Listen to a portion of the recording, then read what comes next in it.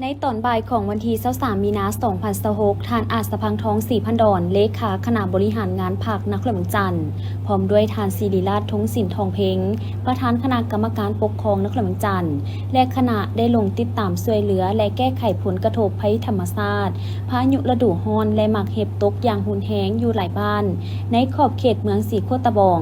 ซึ่งส่งผลกระทบเฮ็ดให้บ้านเรือนของพ่อแม่ประชาชนเสียหายหนักและสร้างความยุ่งยากต่อชีวิตการเป็นอยู่โดยเบื้องต้นได้ลงไปห้องการบ้านเวียงคำในโอกาสนี้คณะรับผิดชอบแต่ละภาคส่วนก็คือบรรดาแผนกการก็ได้ร่วมกันประกอบคำคิดคำเห็นเพื่อแก้ไขแต่ละปัญหาเป็นต้นไฟฟ้าน้ำประปาอุปกรณ์แรงงานอาหารสุขภาพการศึกษาสิ่งแวดล้อมตลอดฮอดการประเมินความเสียหายวิธีการช่วยเหลือแบบเร่งด่วนและแก้ไขยาวนานจากนั้นท่านอาจสะพังทองศรีพันดอนก็ได้มีคำเห็นให้ทิศชี้นำในการแก้ไขปัญหาดังกล่าวอย่างรีบด่วนโดยเฉพาะแก้ไขปัญหาเบื้องต้นเกี่ยวกับการสนองระบบไฟฟ้าน้ำประปาให้กลับมาใช้ได้อย่างปกติเพื่อช่วยแบ่งเบาความยุ่งยากของประชาชนให้ลดน้อยลงพร้อมทางเน้นให้แต่งตั้งคณะรับผิดชอบอย่างละเอียดกลุ่มเกี่ยวเพื่อร่วมกันประสานงานในการแก้ไขอย่างเป็นระบบกลุ่มเกี่ยวและวางไว้เพื่อหลีกเลี่ยงการโยนปัญหาความรับผิดชอบให้กันแนะใส่ให้ประชาชนได้รับการช่วยเหลืออย่างเป็นรูปธรรมและกลับมาใช้ชีวิตอย่างเป็นปกติโดยไวโอกาสนี้ท่านอาจสะพังทองศรีพันดอนพร้อมด้วยคณะยังได้มอบเครื่องอุปโภคบริโภคจำนวนหนึ่งให้องค์การปกครองเมืองศรีโคตะบองเพื่อนำไปจัดสรรและแจกจ่ายให้กับครอบครัวประชาชนผู้ที่ได้รับผลกระทบให้ทั่วถึงพร้อมทางได้ลงติดตามอย่างใกล้ชิดในพื้นที่ตัวจริงที่ได้รับผลกระทบเสียหายเป็นต้นสถานที่ห้องการโรงเรียนและเรือนศาลบ้านซองของประชาชนอิงตามการรายงานของเลขาคณะพรรคเมืองศรีโคตะบองว่าในตอนแรกของวันอาทิตย์วันที่22มีนาคม2026เวลาประมาณ 16 โมงได้มีพายุฤดูร้อนเกิดขึ้นซึ่งเฮ็ดให้เกิดมีลมแรงฝนตกหนักและเกิดมีหมักเห็บตกหนักอยู่เมืองศรีโคตะบองโดยเฉพาะแม่นอยู่เขตกลุ่มบ้านใหม่และกลุ่มหนองเหนียวซึ่งได้ส่งผลกระทบต่อที่อยู่อาศัยและทรัพย์สินของประชาชนจำนวน10บ้านจำนวน 4,889 หลังคาเรือนโรงเรียน4แห่งวัด1แห่งห้องการบ้าน1หลังสุขศาลาบ้าน1แห่งศูนย์ผลิตยาวัคซีน1แห่งรถใหญ่เปเพ46คันและประชาชนได้รับบาดเจ็บ9คนในนี้บ้านเวียงคำมีเรือนประชาชนได้รับผลเสียหายจำนวน 1,593 หลังคาเรือนห้องการบ้าน1หลังโรงเรียนประถม1แห่งรถใหญ่เปเพ14คัน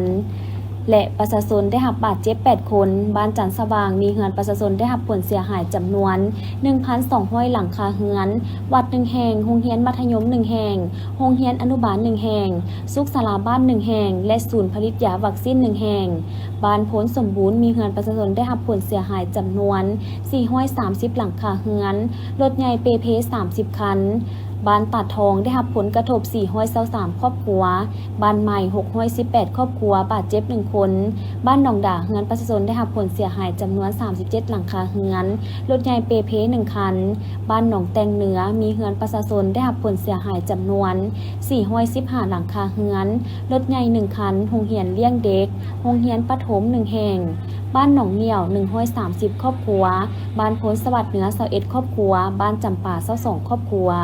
สำหรับการเสียหายเป็นแต่ละระดับทั้งคณะกองเลขาคณะคุ้มครองภัยพิบัติขันเมือง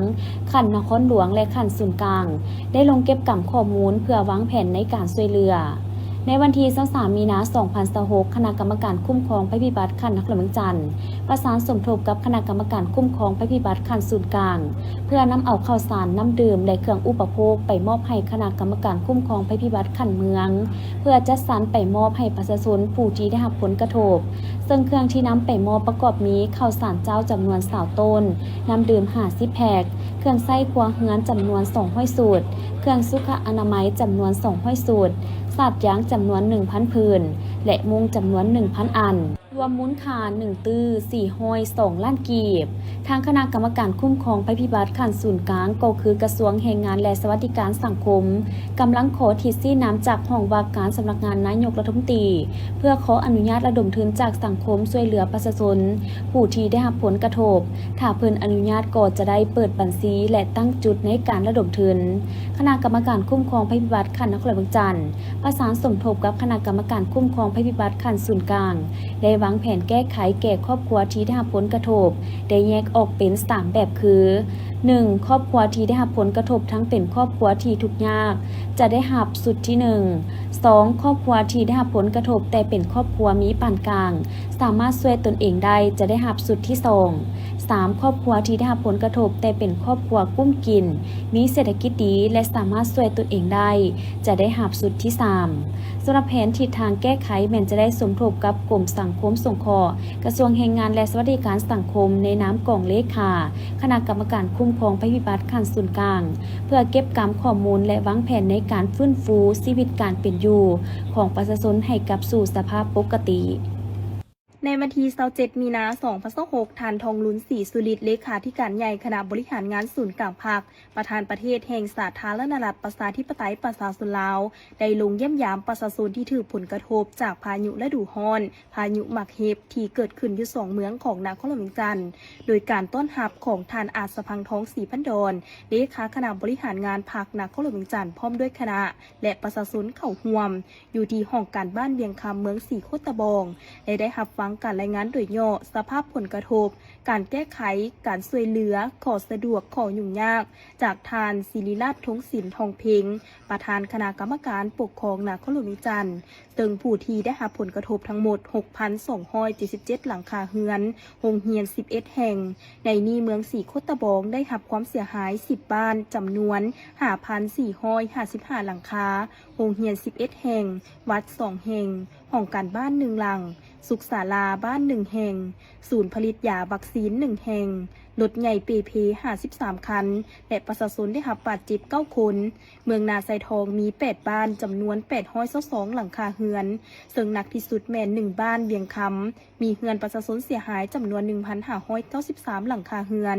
2บ้านจันทร์สว่างมีเรือนประชาชนเสียหายจำนวน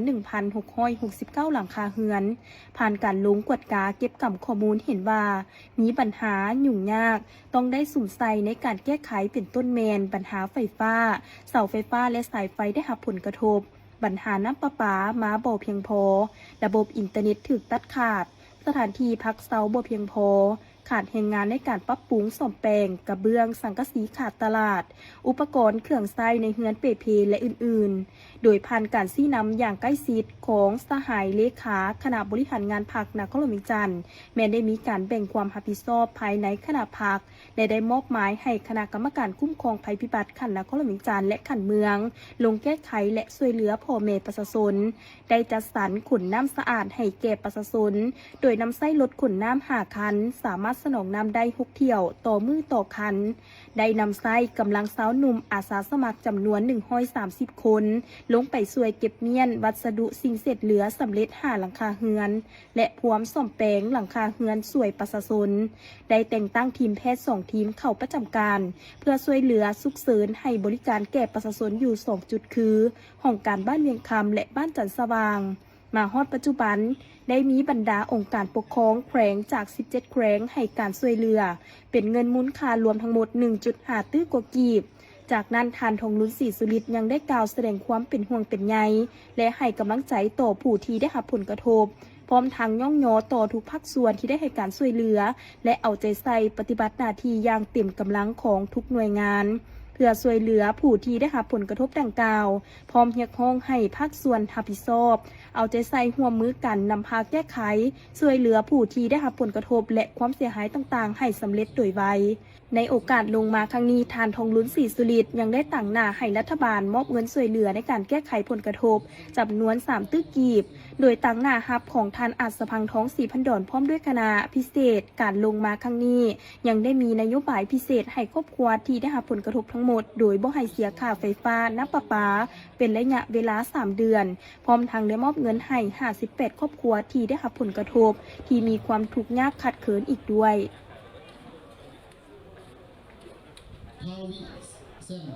สบายดีท่านผู้ชมตอนนี้ข้าพเจ้าก็ได้ขึ้นมาที่รถเมล์ด่วน BRT ซึ่งว่าเพิ่นได้มีการเปิดให้บริการให้ประชาชนนั้นได้ทดลองขี่ฟรีมาได้ระยะหนึ่งแล้วและนี่ก็ถือได้ว่าเป็นอีกหนึ่งทางเลือกที่สำคัญของชาวนครหลวงจันทร์ของพวกเขาซึ่งว่าในระยะนี้พวกเขาก็ได้ประสบพบกับปัญหาการสนองน้ำมันเสื้อไฟและก็ราคาที่ว่ามีการเพิ่มขึ้นสูงและเมื่อนี้พวกเขาจะพาท่านผู้ชมมาทดลองขี่ฟรีว่า การบริการของรถเมล์ด่วน BRT นี้จะมีความสะดวกสบายขึ้นได้ใดๆทำไปตามพร้อมกันรถเมล์ด่วน BRT ได้เปิดให้บริการประชาชนมาเป็นเวลาเกือบ2 อาทิตย์นับได้ว่าเป็นรถเมล์สาธารณะไฟฟ้าที่กำลังกลายเป็นทางเลือกใหม่ของชาวนครหลวงโดยเฉพาะในระยะนี้ที่พบกับผลกระทบก็คือปัญหาการสนองน้ำมันเชื้อไฟที่บ่เพียงพอและราคาเพิ่มขึ้นสูงในปัจจุบันซึ่งสอดคล้องกับแนวทางของรัฐบาลที่มีการส่งเสริมให้ประชาชนหันมาสวมใส่รถสาธารณะหลายขึ้นเพื่อเป็นการส่งเสริมการนำใช้ระบบขนส่งสาธารณะและร่วมกันแก้ไขปัญหาการสัญจรที่แออัดในตัวเมืองซึ่งเดี๋ยวนี้ก็แสดงให้เห็นว่าประชาชนเริ่มปรับพฤติกรรมการเดินทางโดยการหันมาใช้รถเมล์ด่วนเพิ่มขึ้นซึ่งทางผู้โดยสารต่างก็เว้าเป็นเสียงเดียวกันว่าการใช้บริการรถเมล์ด่วน BRT ได้ประหยัดค่าใช้จ่ายสะดวกสบายพร้อมทางลดผ่อนปัญหาการสัญจรที่แออัดและที่สำคัญยังได้ร่วมกันสร้างสิ่งแวดล้อมที่ดีอีกด้วยสวัสดีเขามาใช้บริการที่จะเกิดอะไรรถ3-4 เทื่อแล้วเจ้าแม่นแล้วเปิดมาเขามาใช้บริการเลยหมดแม่นแล้วเจ้าซึ่งเลยเขามาใช้บริการรถเมล์ด่วน BRT รู้สึกสะดวกสบายเจ้าและแอร์ก็เย็นดีโดยสบายขึ้นเป็นบ่แม่นแล้วเจ้าบ่แออัดแม่นแล้วคือระยะนี้เป็นเขาฟรีเลยบ่สบายแม่นแล้วเจ้าเพิ่นฮอดเดือน5แล้วก็ดีใจว่าเพิ่นมีบริการแบบนี้ครับแซ่บซาซนเจ้าช่วยเหลือสังคมโดยต้องใช้บริการมีอย่างในที่อยากจะฝากถึงสังคมในการใช้บริการรถอยากให้ประชาชนเฮานำใช้ช่วยเหลือสังคมช่วยกันเจ้าคือว่าเป็นอีกอันนึงในการลดผ่อนรถติดหัวเท้ามาใช้แม่นแล้วเจ้าประหยัดน้ำมันเสื้อเพลิงซอยประเทศชาติคือกันเจ้าซอยเซฟเงินเฮาเองพร้อมเพราะว่าเห็นว่าบริการนี่เป็นจุดตามจุดต่างๆมันจะประกาศตลอดเลยแม่นแล้วเจ้าทุกๆสถานีเพิ่นจะประกาศทุกเทื่อเลยเจ้าตัวสะดวกสำหรับผู้ที่อยู่ต่างแฝงก็ได้แต่ว่าเขาพูดจุดลงแล้วเพิ่นบอกตามจุดต่างๆแม่นแล้วเจ้าจะมีเวลาบอกพร้อมเจ้าคดีอยากจะถามเขามาใช้บริการรถเมล์BRTนี่เป็นเดือนตอนนี้เป็นเดือนที่3เดือน3แล้วบ่เป็นได้ในเขาใช้บริการรถเมล์BRTน้องคิดว่ามันก็ไวเพราะว่าทางมันแบบมันไปได้เลยค่ะนะสะดวกสบายบ่ปกติแล้วเขาเดินทางไปใส่หาใส่เดินมือใส่ BRT สบายกับแมนแต่มอซอไปตลาดเซาเลยนึกว่าเขาเวียนอยู่มหาวิทยาลัยกันก็เป็นเส้นทางหนึ่งที่ว่าเขาเดินทางเองหมดตอนพวกมี BRT เขาสลายเดินทางด้วยส่วนตัวส่วนหลายก็แมนเดินทางด้วยรถเมล์เขียวอยู่แล้วรถเมล์เขียวแต่ว่ามาใช้ตัวนี้ถือว่าไวขึ้นกว่าเก่าหมดแมนไวขึ้นก็ในบรรยากาศอยู่ในรถรู้สึกว่าเย็นสบายโดยเย็นสบายมีอย่างว่าจะฝากถึงแบบดูคู่ไปที่ว่ายังไม่ทันได้มาทดลองใช้สำหรับใครที่อยากมาลองใช้กะอยากลองให้เปิดใจเบิ่งพอมันกะค่อนข้างสะดวกสบายดีแล้วก็ประหยัดน้ำมันเท่านั้นก็ถือว่าไวขึ้นหมดโอเคขอบใจอยากจะถามในเขามาใช้รถบริการรถเมล์BRTดีเป็นครั้งที่เท่าไหร่ครั้งสมิธเป็นได้ในครั้งที่เขามาใช้รู้สึกว่าดีหลายเพราะว่ามันสะดวกสบายย้อนว่ามันมีทุกจุดที่ว่าเขาสามารถลงใส่ก็ได้สินะเขาต้องการไปเรียกอยู่บนใดเขาก็สามารถลงได้เป็นได้ในบรรยากาศอยู่ใน BRT โอ้เย็นสบายคือตอนที่เขาคิดก่อนมาใช้ตอนคิดที่ว่าขึ้นยากได้มาใช้มันก็ดีหลายเพราะว่าเขาไม่ได้ใช้แต่เขาบ่ฮู้มันเป็นแดนแมนเวลาทดลองเปิดใจแล้วมันจะรู้สึกว่าดีขึ้นแมนรู้สึกว่าดีไวบ่ไวก็ไวเท่าที่คิดเป็นบ่แมนนี่อยากจะฝากถึงบ่ใครที่ว่ายังบ่ได้มาทดลองใช้อยากฝากถึงพ่อแม่ประชาชนของเฮาเนาะปัจจุบันนี้มันก็คือว่าน้ำมันอะไรเนาะมันหาใช้ยากเลยเฮาหันที่ว่ามาใช้รถไฟฟ้าแบบนี้นะมันจะดีกว่าเพราะว่ามันก็สะดวกสบายมันไวเฮ็ดให้เฮาทันคือว่าเฮาไปเวียกไปการเฮาก็ทันคิดว่าทันอยู่ถ้าว่าพูดถึงกันว่าเฮาใช้ไปเวียกก็ได้แต่ว่าตอนบ่ายเวลาเฮาไปกินข้าวกินน้ำก็สามารถใช้ได้แม่นใช้ได้เฮาอยากสมมุติว่าเฮาอยู่ดงโดเขาจะไปกินข้าวอยู่ตลาดเช้าก็ได้เฮาอยากไปกินข้าวอยู่แถวอย่างก็วิวมอลอย่างก็ได้แล้วเฮาสามารถกินแล้วเราก็สามารถกลับมาเฮียนได้ถือว่าเป็นการลดพรค่าใช้จ่ายแม่นเป็นการลดพรค่าใช้จ่ายหลายเจ้าขอบใจหลายBRT บ่เพียงแต่ช่วยประหยัดเวลาและค่าใช้จ่ายเท่านั้นแต่ยังเป็นการเดินทางที่สะดวกสบายปลอดภัยและทันสมัยลดผ่อนมลพิษและปัญหาจราจรสร้างความเป็นระเบียบเรียบร้อยให้กับตัวเมืองซึ่งเวลาในการเปิดให้บริการแม้นได้เปิดทุกมือ นับแต่วันจันทร์หาวันอาทิตย์ตั้งแต่เวลา 6:00 หา 22:00 ชั่วโมงเร่งด่วน 6:00 หา 9:00 และ 16:00 หา 18:00 รถจะมาในทุกๆ 6 หา 7 นาที และชั่วโมงปกติรถจะมาทุกๆ 10 หา 15 นาทีสำหรับเส้นทางและจุดจอดของเส้นทางดงโดกหาตลาดเศร้าโดยผ่านทั้งหมด 19 สถานีเส้นดงโดกบ้านพักซีเกม สร้างคู่สะพังเมือกทาง450 ปี ธนาคารส่งเสริมกสิกรรมภาคข่าว วิวมอโรงเรียน SOS หอพิพิธภัณฑ์ไก่สอนพรหมวิหาร ศูนย์ ICTC พลพะเนาพลเค็งหอพิพิธภัณฑ์กองทัพพลสะอาด ประตูไซและตลาดเศร้า พิธียกยอดสอฟ้าใส่สำนักงานประธานศูนย์กลางองค์การพุทธศาสนาสัมพันธ์แห่งสาธารณรัฐประชาธิปไตยปราศจากลาวแม่นเป็นหนึ่งในพิธีทั้งศาสนาภายในงานบุญฉลองผลสำเร็จการจัดทำปื้มพระไตรปิฎกลาวระหว่างวันที่26-31 มังกร 2026อยู่ที่เดินกลุ่มมาเรียนพระธาตุหลวงเวียงจันทน์ซึ่งในปีนี้พิธียกยอดสอฟ้า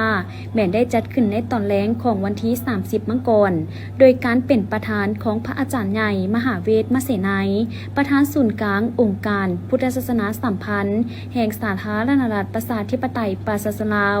พร้อมด้วยคณะบริหารงานศูนย์กลางมีบรรดาประธานองค์การพุทธศาสนาสัมพันธ์ลาวแขวง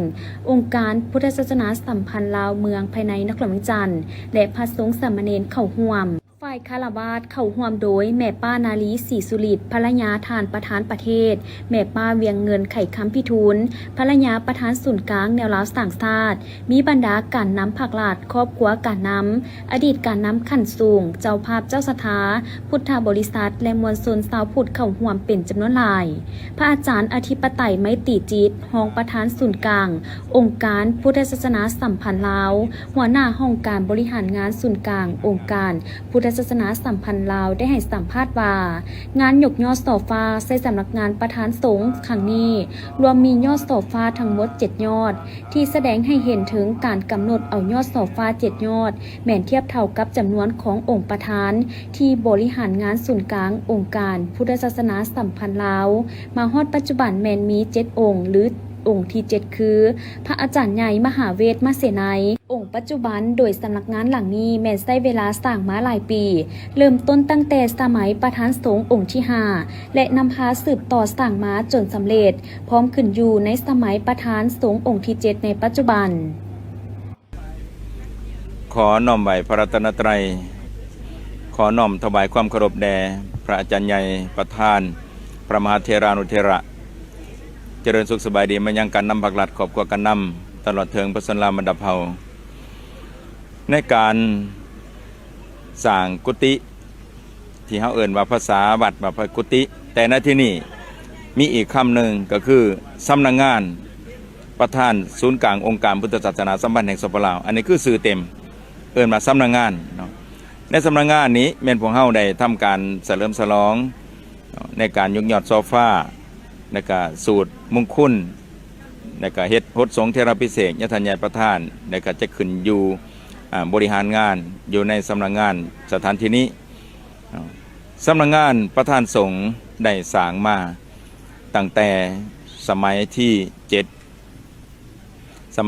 7ประธานสงฆ์องค์ที่6ประธานใหญ่มหางอนดำรงบุญริเริ่มสร้างและมรับมอบและก็สำเร็จในการสร้างไป95%ในสมัยที่8โดยมีประธานใหญ่มหาบุญมาสิมพรหมประธานสงฆ์องค์ที่6สมัยที่8และมาสำเร็จมาขึ้นอยู่บัดนี้มาขึ้นอยู่แม่นประธานใหญ่มหาเวทมเสนัยเป็นประธานศูนย์กลางอุปสเป็นองค์ที่7สมัยที่9เนาะแม่นพวกเฮาได้เฉลิมฉลองในมื้อนี้ที่ได้สัมภาษณ์แก่บรรดาสื่อทั้งหลายเพื่อความเข้าใจและกระจ่างแจ้งในการนำใส่สำนักงานประธานสงฆ์ในที่นี้คำว่าสำนักงานประธานสงฆ์แม่นพวกเฮาก็ได้ยินว่าสำนักงานก็ถือว่าเป็นบอนบริหารงานบอนเฮ็ดเวียกเนาะกันภาษาชาวบ้านหรือกระทรวงทั้งหลายก็แม่นกระทรวงหรือว่าสำนักงานในการบริหารงานเวียกงาน บ่แม่นกุฏิบ่แม่นบ่อนพำนักบ่อนอยู่คันกุฏิพระสงฆ์ก็จะอยู่ในวัดในว่าเนาะอันนี้เอิ้นว่าสำนักงานประธานสงฆ์ศูนย์กลางอปสเนาะในนี้ก็จะมีห้องบริหารงานเนาะของญาติใหญ่ประธานศูนย์กลางอปสและก็ห้องบริหารงานของญาติใหญ่ห้องประธานพระอาจารย์หัวหน้า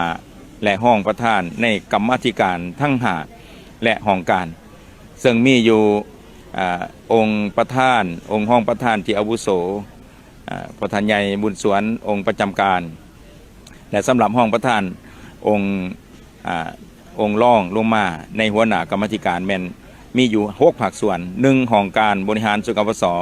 2กรรมาธิการปกครองสงฆ์ศูนย์กลางอปส3กรรมาธิการศึกษาสงฆ์ศูนย์กลางอปส4กรรมาธิการเผยแผ่ศีลธรรมในปฏิบัติกรรมฐานศูนย์กลางอปส5กรรมาธิการสาธารณูปการศูนย์กลางอปสและ6กรรมาธิการการต่างประเทศศูนย์กลางอปสอันนี้คือ6ภาคส่วนแต่ว่ามานำใส่ในที่นี่แม่นเป็นองค์ห้องประธานเป็นองค์ประธานเป็นห้องประธานแล้วก็เป็นหัวหน้ากรรมาธิการส่วนสำนักงานของพนักงานของอาสาสมัครที่เป็นฆราวาสหรือเป็นพระสงฆ์ทั่วไปแม่นยังอยู่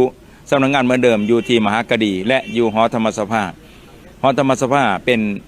สำนักงานใหญ่เป็นส่วนกลางถึงในการปิ่นอ้อมเวียกงานทั้งหลายเนาะในที่นี้แม่นเฉพาะองค์ประธานองค์ห้องประธานและก็หัวหน้ากรรมการต่างๆที่ได้ขึ้นมาบริหารงานในสถานที่นี้เนาะเจ้า ในงานบุญยกยอดเสาฟ้าและฮดสงฆ์พามหาเถระขณะจัดทำพระไตรปิฎกแล้วครั้งนี้แม่นได้มีเจ้าภาพเจ้าสถาจำนวนหลายครอบครัวที่ได้ร่วมเป็นเจ้าภาพเจ้าสถากองฮดสงฆ์และยอดเสาฟ้าที่นำพาโดยครอบครัวการน้ำผักลาดและบรรดาบริษัทต่างๆคือดังครอบครัวของท่านนางสมสนุกไซสนะวงเพชรที่ได้ให้สัมภาษณ์ว่าครอบครัวของเพิ่นก็แม่นส่วนหนึ่งที่ร่วมทำบุญกับพระพุทธศาสนามาหลายงานบุญช่วยประกอบส่วนสร้างสถาปฏิสังขรณ์วัดวาอารามต่างๆที่สำคัญในงานครั้งนี้ก็ได้เป็นเจ้าภาพกองโฮสต์พระมหาเถระที่เพิ่นได้สร้างคุณประโยชน์แก่ศาสนาก็คือประเทศชาติให้การทุ่มเทจัดทำพระไตรปิฎกแล้วจนสำเร็จสมบูรณ์มีความภาคภูมิใจที่พวกข้าน้อยได้มีโอกาสเป็นเจ้าศรัทธาร่วมบทสงฆ์พระเถระนุเถระที่เพิ่นได้พัฒนที่เพิ่นได้บุกเบิกและได้สร้างพระไตรปิฎกให้สำเร็จในครั้งนี้ถือว่าพวกข้าน้อยมีความรู้สึกภาคภูมิใจและก็มีความศรัทธาในการสร้างบุญในครั้งนี้เนาะเพราะว่าพวกข้าน้อยก็เป็นผู้หนึ่งที่อยากประกอบส่วนสุขยุคำสู่พุทธศาสนาขอให้ศาสนาเจริญรุ่งเรืองถือว่าเป็นโอกาสอันหนึ่งที่เฮ็ดให้บริษัทพวกข้าน้อยมีส่วนร่วมพัฒนาพุทธศาสนาให้เจริญรุ่งเรืองคำสู่ประเทศชาติให้มีความอยู่เย็นเป็นสุขผาสุขทางบริษัทของพวกเขาก็ได้มีการประกอบส่วนสร้างพระสังฆราชอยู่ในหอธรรมสภาและได้บำรุงพุทธศาสนามาโดยตลอดกับแมนมีส่วนร่วมทุกกิจกรรมของพุทธศาสนาพวกเขาก็ได้มีส่วนร่วมบริษัทพวกเขาก็ได้มีส่วนร่วมประกอบส่วนนับจากนี้สำนักงานองค์การพุทธศาสนาสัมพันธ์แห่งสาธารณรัฐประชาธิปไตยประชาชนลาวแม้นจะได้ย้ายมาประจำอยู่ตึกหลังนี้เพื่อดำเนินจัดตั้งปฏิบัติเวียกงานต่างๆนับตั้งแต่องค์ประธานรองประธานรวมไปถึงบรรดาห้องการทั้ง5กรรมาธิการคือกรรมาธิการปกครองสงฆ์กรรมาธิการศึกษาสงฆ์กรรมาธิการเผยแผ่ศีลธรรมและปฏิบัติกรรมฐานกรรมาธิการการต่างประเทศและกรรมาธิการสาธารณูปการ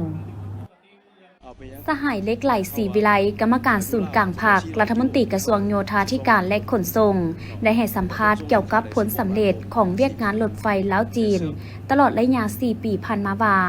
นับแต่มือเปิดนำไส้รถไฟลาวจีนในวันที่3 ธันวาคม 2021มาฮอดปัจจุบันเห็นว่ามีผลสำเร็จที่พ้นเด่นหลายด้านเช่นการเปลี่ยนแปลงยุทธศาสตร์เปลี่ยนจากประเทศที่บ่มีทางออกสู่ทะเลมาเป็นประเทศเสื่อมโจทย์เสื่อมโยงอย่างเป็นทาง างการ ซึ่งเป็นประวัติศาสตร์หน้าใหม่ของสาธารณรัฐประชาธิปไตยปาสลาวและประเทศลาวเป็นประเทศที่มีรถไฟความไวสูงก่อนหมู่ในบรรดาประเทศอาเซียนที่เชื่อมต่อกับสาธารณรัฐประชาชนจีนอันพ้นเด่นที่ยั่งยืนจัดแจงสามารถดึงดูดนักท่องเที่ยวเข้ามาสาธารณรัฐประชาธิปไตยปาสลาวได้ทั้งหมด 12.5 ล้านคนสร้างรายรับเงินตราต่างประเทศได้ 2.6 ตื้อดอลลาร์ ซึ่งเห็นว่าระยะเปิดรถไฟลาวจีนนี้นับแต่วันที่3ธันวาปี2021มาฮอดปีนี้ก็ครบรอบ4ปีพอดี4ปีเต็มเห็นว่าระยะเปิดชีวิตก็เป็นการเปิดสังกัดใหม่จากประเทศที่แลนด์ล็อกเป็นประเทศแลนด์ลิงมีทางออกเชื่อมโยงเชื่อมจอดอย่างเป็นทางการเป็นประวัติศาสตร์หน้าใหม่ของสปปลาวหลายประเทศอาเซียนก็อิจฉาว่าเฮานี่มีรถไฟความไวสูงก่อนหมู่ในบรรดาประเทศอาเซียนแต่เชื่อมจอดกับสปปจีนอีกอันนี้เป็นอันพ้นเด่นของพวกเฮาซึ่งอันพ้นเด่นที่ยั่งยืนเนี่ยจ้าแจ้งแม่นสามารถกระตุกสูงอยู่ดึงดูดนักท่องเที่ยวเข้ามาเที่ยวสปปลาวเฮาได้ทั้งหมดอยู่12.5 ล้านคน12.5 ล้านคนแต่เป็นส่วนหนึ่งเชื่อมประกอบส่วนสร้างเลยครับให้แกดึงดูดเงินตราต่างประเทศได้ 2.6 ตื้อดอลลาร์อันนี้เป็นนักท่องเที่ยวสากลสามารถประคับประคองแก้ปัญหาแก้ไขเศรษฐกิจโดยเฉพาะปัญหาความยุ่งยากทางด้านเศรษฐกิจการเงินเป็นเฮาก็สามารถผ่านพาไปโดยดีอันพ้นเด่นอีกอันนึงก็เป็นกระบวนการขนส่งที่พวกเฮาผ่านมาขนส่งผ่านหลายขอหลายขันหลังจากมีรถไฟครับกระบวนการขนส่งสินค้าขนส่งโดยสารก็มีบรรยากาศฟื้นโดยเฉพาะขนส่งเฉพาะพอเส้นทางรถไฟลาวจีนเวียงจันทน์คุนหมิงมัน1,000 กว่ากิโลเมตรเฉพาะอยู่ลาวมี422 กิโลเมตรใน422 กิโลเมตรนี่ขนส่งผู้โดยสารนะมาฮอด4 ปีมาได้12 ล้านคนขนส่งสินค้าได้16 ล้านตันต่อมาฮอดปัจจุบันและในแนวทางเวียงจันทน์คุนหมิงนี่ขนส่งผู้โดยสารได้62 ล้านคนเนาะแล้วขนส่งสินค้าได้72 ล้านตันพอมันอยู่แล้วเดียวกันเด้อยู่เบื้องจีนนะเส้นทางก็ห้องซื้อแบบมัน1,000 กิโลเมตรเวียงจันทน์คุนหมิงนี่สามารถบริการผู้โดยสารสินค้าพ้นเด่นให้ซื้อเฮาเข้าใจที่ว่าเอาไปยังเฮาว่าอยู่ลาวเฉพาะ400 กิโลนี่แม่นเท่าไหร่12 ล้านคนเนาะแล้วก็ขนส่งสินค้าได้16 ล้านตันในระยะ4 ปีผ่านมาแต่เชื่อมโยงอยู่แล้วรวมนี่ 1,000 กิโลเมตรที่ว่าผู้โดยสารนี่62 ล้านคนสินค้า72 ล้านตันอยู่ในแล้วเดียวกันนี่เนาะอันพ้นเด่นสำหรับรถไฟลาวจีนนี้ สำหรับทิศทางแผนการใน5 ปีต่อหน้าจะสุกยู่ส่งเสริมการท่องเที่ยวและดึงดูดนักท่องเที่ยวสากลเข้ามาเที่ยวลาวให้ได้22 ล้านคนคาดคะเนรายรับเงินตราต่างประเทศประมาณ8 ตื้อกว่าดอลลาร์นักท่องเที่ยวภายในให้ได้21 ล้านเถื่อคนสร้างรายรับประมาณ5 ตื้อดอลลาร์พร้อมนี้ก็จะขยายการเชื่อมจอดระหว่างลาวไทยและลาวจีนซุ่มใส่ขนครัวสร้างทางรถไฟลาวเวียดนามแขวงขมวนหาเวียดนามโดยคาดว่าจะเริ่มก่อสร้างในต้นปีพร้อมทั้งสุกโยโครงการทางด่วนและศึกษาความเป็นไปได้ในการสร้างทางรถไฟเวียงจันทน์หาปากเซเที่ยวบินฮอบปฐมมฤกษ์เสิงตูนครเวียงจันทน์ของสายการบินสื่อสวนแอร์ไลน์ได้เปิดบินอย่างเป็นทางการแล้วในวันที่22 มีนาผ่านมาโดยเส้นทางการบินใหม่แม่นใช้เวลาบินโดยกง2 ชั่วโมง 40 นาทีทุกๆวันจันทร์วันพุธวันศุกร์และวันอาทิตย์เที่ยวบินกงดังกล่าวจะนำพาท่านไปสู่การเดินทางข้างใหม่แบบสะดวกสบายประหยัดเวลาเอาใจนักเดินทางที่ต้องการท่องเที่ยวไปยังเมืองดังกล่าวและยังเป็นการกระตุ้นเศรษฐกิจโดยเฉพาะแขนงการท่องเที่ยวของประเทศลาวเฮานำอีกเพราะการเดินทางที่สะดวกสบายและง่ายขึ้นพร้อมนี้เที่ยวบินดังกล่าวแม่นพร้อมที่จะพานักเดินทางไปสำรวจเสิงตูพบกับหมีแพนด้ายักษ์เพลิดเพลินกับหมอฮอนอาหารว่างสื่อสวนและทิวทัศน์กลางคืนที่น่าตื่นตาตื่นใจสัมผัสกับชีวิตเรียบง่ายกับสารและละครสื่อสวนยินดีงานดังกล่าวจัดขึ้นในวันที่7 กุมภาพันธ์ 2026ที่นครเวียงจันทน์เป็นเกียรติเข้าร่วมกล่าวเปิดงานโดยทานป้านาลีศรีสุฤทธิ์ภรรยาเลขาธิการใหญ่คณะบริหารงานศูนย์กลางภาคสาธารณรัฐประชาธิปไตยปาสลาวมี มีทานนางอาลีวงศ์นอบุญธรรมประธานคณะบริหารงานศูนย์กลางสหพันธ์แม่หญิงลาวพร้อมด้วยภาคส่วนที่เกี่ยวข้องเข้าร่วมงานการกุศลครั้งนี้จัดขึ้นเพื่อระดมทุนและวัตถุปัจจัยไปช่วยเหลือผู้ทุกข์ยากและผู้ด้อยโอกาสเด็กอนาถาพร้อมทั้งสนับสนุนการแก้ไขปัญหาการขาดเวียกเฮ็ดงานทำสร้างอาชีพให้แก่สาวหนุ่มส่งเสริมการศึกษาจัดซื้ออุปกรณ์การเรียนและอุปกรณ์การแพทย์ให้แก่สุขศาลาและห้องหมอในเขตห่างไกลศอกลีกพร้อมทั้งจัดโครงการฝึกอบรมจิตอาสาเพื่อให้เยาวชนห่างไกลจากสิ่งเสพติดและป้องกันการปราการเรียนของสาวหนุ่มเยาวชนแขวงเมืองและบ้านทุกยากในสาธารณรัฐประชาธิปไตยประชาชนลาวท่านนางวันพรโสภาปีไซประธานมูลนิธิแม่หญิงลาวก้าวหน้าได้กล่าวว่างานการกุศลครั้งนี้แม่นกิจกรรมที่สะท้อนให้เห็นถึงความร่วมมืออันแน่นแฟ้นระหว่างลาวจีนโดยเฉพาะในปีที่2ประเทศฉลองครบรอบ65 ปีการสร้างสายพัวพันทั้งการทูตภาคส่วนภาครัฐสาธารณรัฐประชาธิปไตยประชาชนลาวได้เอาใจใส่และให้บุริมสิทธิ์ต่อการพัฒนาแม่หญิงและเด็กน้อยเคียงคู่กับการพัฒนาสังคมขณะเดียวกันท่านป้านาลีศรีสุริตได้กล่าวแสดงความยินดีและชมเชยบรรดาองค์การนักธุรกิจและผู้ใจบุญทั้งหลายที่ได้ประกอบส่วนบริจาคทุนและวัตถุปัจจัยเพื่อช่วยเหลือแม่หญิงเด็กน้อยด้อยโอกาสซึ่งเป็นอนาคตของชาติการบริจาคในครั้งนี้มีหลายภาคส่วนในนั้นเขตเศรษฐกิจพิเศษบึงทัดหลวงบริจาคอุปกรณ์กีฬามูลค่า2,500,000 หยวนสถานีโทรภาพอาเซียนบริจาค60 ล้านกีบบริษัทโชคดีคมนาคมขนส่งสาธารณะจำกัดบริษัทลงทุนอุตสาหกรรม OMI จำกัดโรงแรมอ่านพินบริษัทน้ำดื่มแม่น้ำใหม่จำกัดโรงกันเหล่าจีนหัวเสียกกัวบินบริษัทวัสดุก่อสร้างรูปสมใหม่ลาวไทยจีนจำกัดบริษัทเทคโนโลยีการแพทย์ซินดาลีลาวจำกัดสโมสรบานเตะเฟอร์รารี่ห้านอาหารต้าซวยห้านตกแต่งและซ่อมแปลงรถเสี่ยวเซียงกลุ่มบริษัทวูดโจลงทุนสากลกลุ่มบริษัทราชวงศ์ลาวพัฒนาจำกัดกลุ่มบริษัทราชวงศ์ลาวการท่องเที่ยวและสุขภาพสากลจำกัดสมาคมพันธมิตรราชวงศ์ลาวเพื่อสุขภาพสากลพอตกฮอดฤดูแล้งแน่นอนหมักไม้ที่หลายคนคิดฮอดและนิยมกินหลายที่สุดก็จะหนีบ่พ้นหมักโมที่เป็นหมักไม้ปลูกและจำหน่ายในฤดูแล้งหลายที่สุดคือดังปีนี้ก็เช่นเดียวกันนับตั้งแต่ระยะฤดูฝนหมดไปก้าวมาสู่ฤดูแล้งตั้งแต่เดือนพฤศจิกายนจนมาถึงปัจจุบัน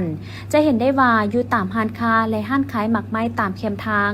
จะมีหมักโมวางขายเป็นจำนวนหลายและพวกเขาก็อาจบ่ฮู้ได้ว่าหมักโมที่มาจำหน่ายให้เฮาได้กินนี้มาจากสวนหรือประชาชนปลูกอยู่ทั้งใดมื้อนี้ทีมงานสื่อมวลชนหลายสำนักจึงลงมาติดตามพื้นที่สวนหมักโม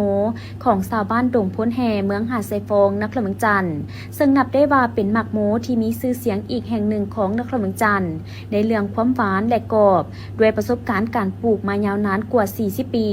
โดยท่านนางสุขสันต์เจ้าของสวนหมักโมได้ให้สัมภาษณ์ว่าการปลูกพืชอุตสาหกรรมระยะสั้นเป็นต้นแมนหมักโมนี้แม่นถือว่าเป็นแหล่งรายรับสำคัญของชาวเกษตรกรโดยเฉพาะอยู่บ้านดงพ้นแห่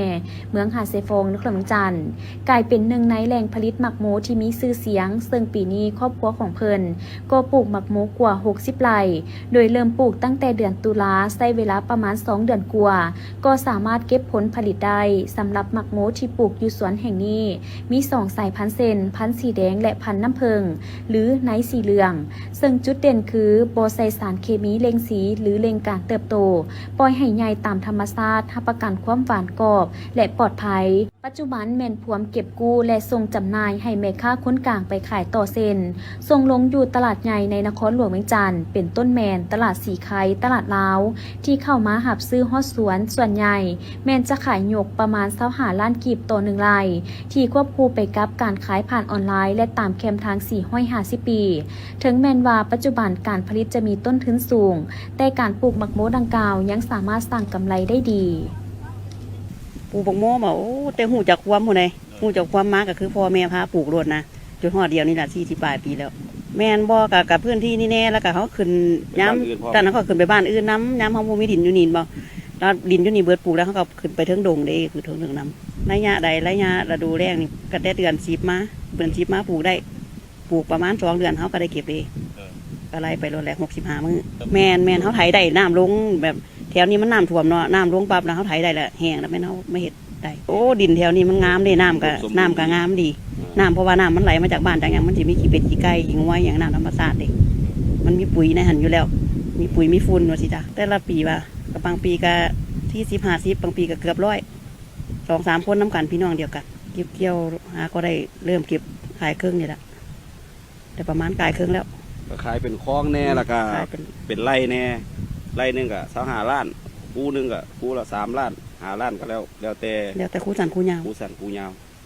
แต่ว่าแม่ค้าสาวขายเอาไปเขาเจ้าก็ได้กำไรทบครึ่งพุ่นละเพราะว่าเขามีตลาดตลาดสีไข่บ่ตลาด ออกซี่ เนี่ยตลาดลาวเนี่ยตลาดบึงเนี่ยแม่ค้าเขาเจ้าก็เคยมาเหมาเด้ ใต้ลงเหนือ อืม เป็นมาครับเป่า เขาเจ้ามารับเอาแล้วแต่แม่ค้าที่อยู่แถวบ้านก็มีปลอดหวานแซ่บปลอดสารพิษรับประกัน100% มือวิยาดอก แมนกรอบดีหวานดี แมนเขาสิซื้อพันธุ์มาแต่ไทยได้เด้ของทำอัพมาแต่ไทยมันสิแบบโลนึงในมันก็6,000 บาทแมนหมูหวานดุกมันแฮหมูหวานกับอีดุกมันแฮนี่แหละจะที่เสียงหลายปีแล้วแต่ผัดน้องหน่อยจนฮอดเดียวนี่หมดเลย สายพันธุ์บอกเขาสิมีแดงกับน้ำผึ้งนี่แหละมีลงออนไลน์แน่แล้วก็ขายแคมทางที่150 ปีที่แม่นเบิดแหละ ลงเฟซลงอย่างขาย ลงเฟซขายก็ได้ขายดีว่าสิซะแม่ค้าก็ที่เห็นแล้วก็ เลยก็สร้างมาเขาได้ ล ไป ง ส่ง ได้ดิลงกลุ่มขาย แล้วก็เอาขึ้นขายทางแน่หัวทางก็แต่หัวทาง450 ปีว่ามันเกือบเบิดพุ่นละฮอดดงมันแฮพุ่นละแต่นั้น แต่ส่วนผู้ไทยไปฮอดสร้างหน้าแรงแม่นบักหมูดุคนแฮเบิดเลยมีแต่พี่แต่น้องเขาปลูก ค่าที่ซื้อไปรับประกันความแดงความหวานความแซ่บ ได้ แล้ว กิ ก็ นสบายใจ ราคาก็เป็นกันเองว่าสิจ้ะรับประกันเลยกินสบายใจกินแบบบ่มีเก็บท้องกินอย่างเลยนะรับประกันให้เลย ปัจจุบันเจ้าของสวนหมักโมแห่งดังกล่าวแม่นพวมเก็บกู้ผลผลิตเพื่อส่งจำหน่าย ให้กับพ่อค้าเซ้าขายที่นำไปขายต่ออยู่ตามจุดต่างๆ ในนครหลวงจันทร์และถ้าหากท่านใดอยากจะได้หมักโมหวานจากสวนของเพิ่นไปซิม หรือช่วยการสนับสนุนผลผลิตของเกษตรกรลาวก็สามารถติดต่อเจ้าของสวนหมักโมนางสุขสันต์บ้านดงพ้นแห่ได้ที่เบอร์ 02076583677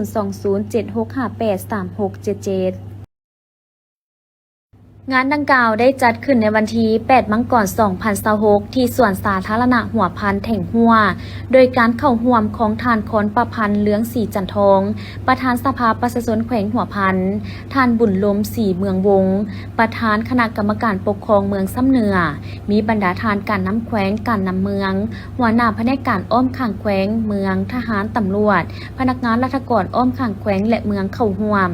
ท่านนางคำพรสมบูรณ์รองประธานคณะกรรมการปกครองเมืองซ้ำเหนือได้กล่าวว่าเมืองซ้ำเหนือเป็นเมืองที่มีที่ตั้งสำคัญทางประวัติศาสตร์เป็นถิ่นกำเนิดของสาธารณรัฐประชาธิปไตยปราศจากลาวเป็นบ่อนที่มีที่ตั้งภูมิสันฐานถือเป็นเมืองแขวงผู้ดอยที่มีอากาศหนาวเย็นมีความอุดมสมบูรณ์ทางด้านธรรมชาติมีภูผาป่าไม้เขียวสดงดงามตลอดปี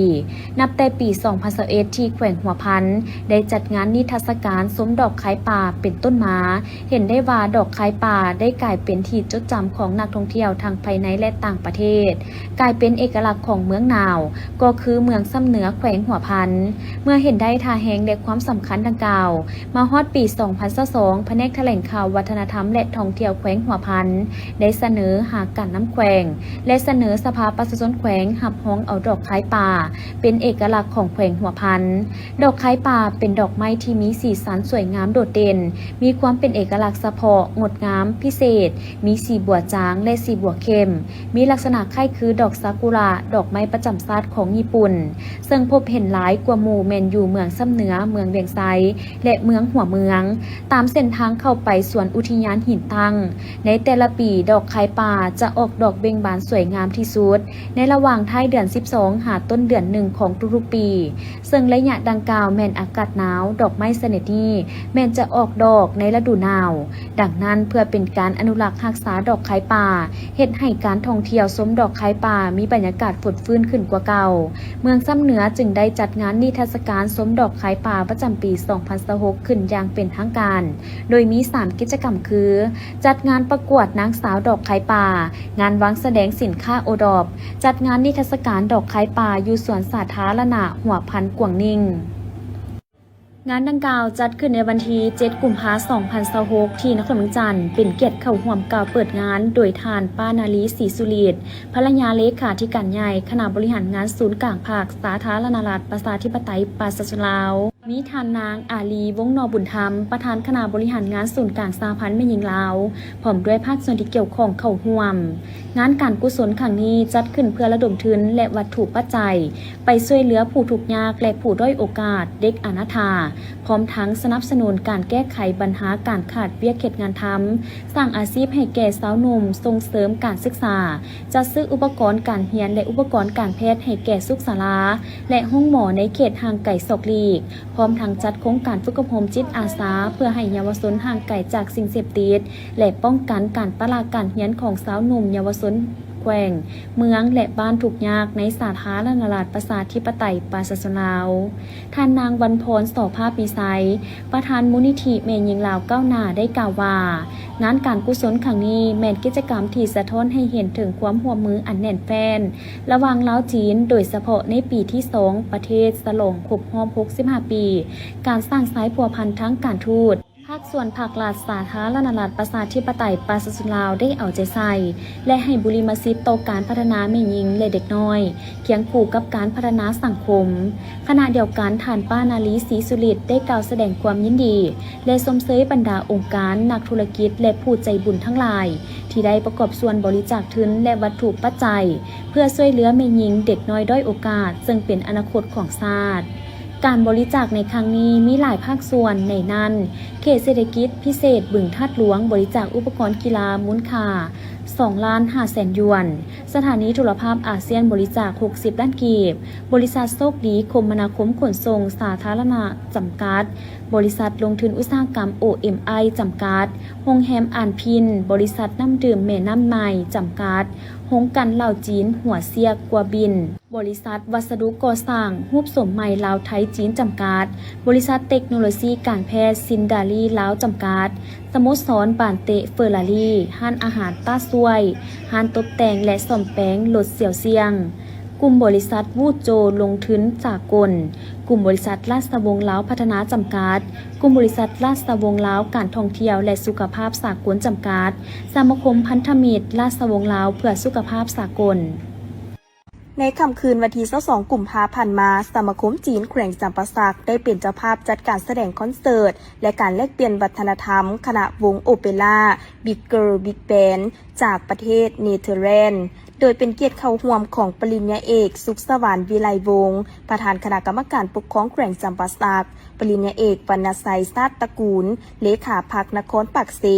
ท่านนางเตดาวันแก้วพิลาวันหัวหน้าแผนกวัฒนธรรมและการท่องเที่ยวท่านไพฑูรย์ปทุมทองประธานสมาคมจีนแขวงจำปาสักประธานบริษัทจำปาคำมีแผนกการกลุ่มกองอ้อมข้างแขวงนครมวลชนนักท่องเที่ยวภายในและต่างประเทศเข้าร่วม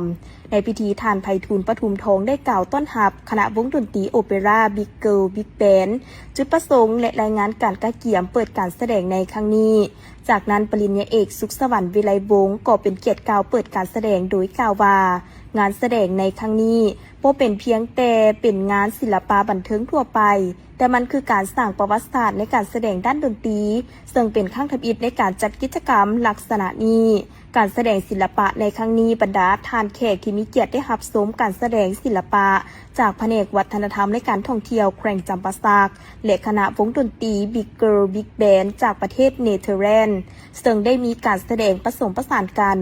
ซึ่งกิจกรรมที่มีความหมายความสำคัญนี้จะได้เป็นการโฆษณาเผยแพร่วัฒนธรรมลาวออกสู่เวทีสากลนับมือนับก้องควางเป็นการสุขยูส่งเสริมเรียกงานด้านวัฒนธรรมการท่องเที่ยวโฆษณาดึงดูดนักท่องเที่ยวให้เข้ามาเที่ยวชมแขวงจำปาสักนับมือนับเพิ่มขึ้นเพื่อเป็นการกระตุ้นเศรษฐกิจก็คือการบริการท่องเที่ยวภายในแขวง